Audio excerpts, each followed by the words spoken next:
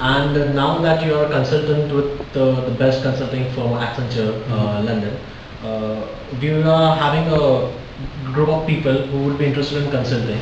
So what can you tell, I mean, for what it needs to be a consultant? I think what you need, excuse me, to be a successful consultant is to first of all have an analytical bent to your thinking. Excuse me. So having an analytical bent which comes naturally to a lot of people, for example engineers who have gone through a very analytical rigor during their undergraduate degrees already.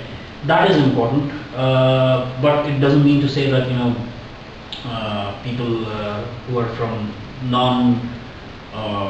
non-traditional backgrounds are not engineers can't do that, because I know a person from my class who's going to one of the top consulting companies, and he was a media editor before he came to IIM. He was a magazine editor, a good friend of mine.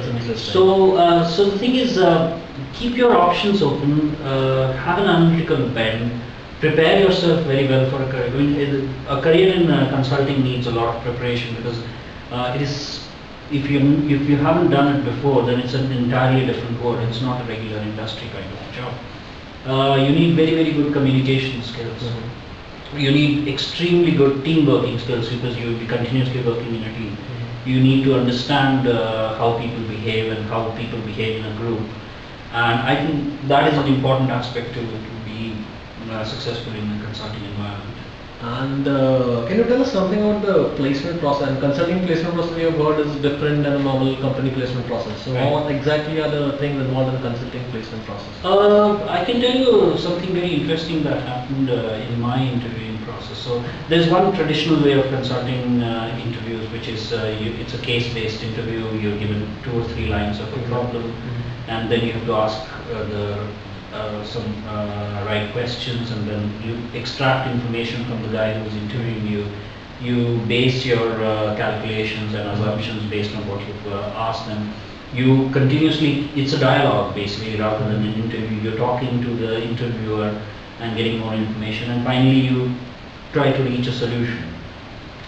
Then of course there is the fit, what is called a fit interview, where people are asking you from a very general human resources perspective, as who are you as a person, and can you fit in this environment? Okay, you might be brilliant in your mind, but you might have absolutely horrible communication skills. So that is what is being checked in those interviews. But my process was unique in a way, was because I entered a room and they told me, okay, here is a piece of paper. There was one paragraph. If I remember it correctly, it was based on urbanization, where it said, okay, urbanization is going to happen in the next few years, and now for the next 10 minutes, talk about urbanization. And what do you think will be the challenges? What are the main actions that should be taken? What should be the strategy to approach the problems that urbanization will throw at you? So every consulting firm has a different process. The whole idea is to have an open mind, to be prepared for surprises, and then it should be all right. Yeah, I mean, basically you said about the case studies. Case studies is the integral part of the consulting process. Right. So what we are trying to do here is, I mean, the entire teacher says, take a subject from marketing subject. So you are trying to incorporate cases for every fundamental which we need to teach to our student. Apart from a bookish thing, we are trying to explain them through case. Right. That would naturally mold him to get into these case studies and have a problem-solving bent of mind. Right. That exactly we are trying to do that. And what do you think? I mean, what can we incorporate in our curriculum which is not present at present in India, or which you like, which you really like in IMD? I think that one aspect that the curriculum in Octave should concentrate on is values, ethics, and you as a person. So if I'm going through an MBA, then it should be not only an enriching process in terms of the knowledge that you've gained, be it finance, accounting, marketing, or whatever, but it should be an enriching experience for you as a person. How have you grown as a person? How have you become a better person? How better do you know yourself? How better do you understand what is going on around you? Second thing I think is very important is values and ethics. Because Making managers is easy, making leaders is difficult. And I think the difference between managers and leaders is one of the differences. There are many, but one of the differences is having a very strong set of values and ethics. Because, and I think as we all know what the situation in India is, it is extremely important for business leaders to have the right set of values and ethics so that they can then propagate them into the companies that they will be leading in the future. So I think that would be an important aspect to consider during the formation of the curriculum. Yeah. That's a very important point, Prashant, you said about values and ethics for managers in today's world. At the very few institutes, I mean, I just remember SPJ, which really focused on values and ethics. And we are definitely going to promote this values and ethics in our managers and Octavians, so that these values and ethics, they get inculcated and they become a part of an Octavian. Right. Prashant, I mean, what is your message for an Octavian or for our students? Right. I mean, an MBA is primarily an experience. It's not an academic exercise that you go through, you get a degree, and that's it. No, it is an experience of a lifetime which you should be using as a student to really grow yourself, to really make yourself, mature.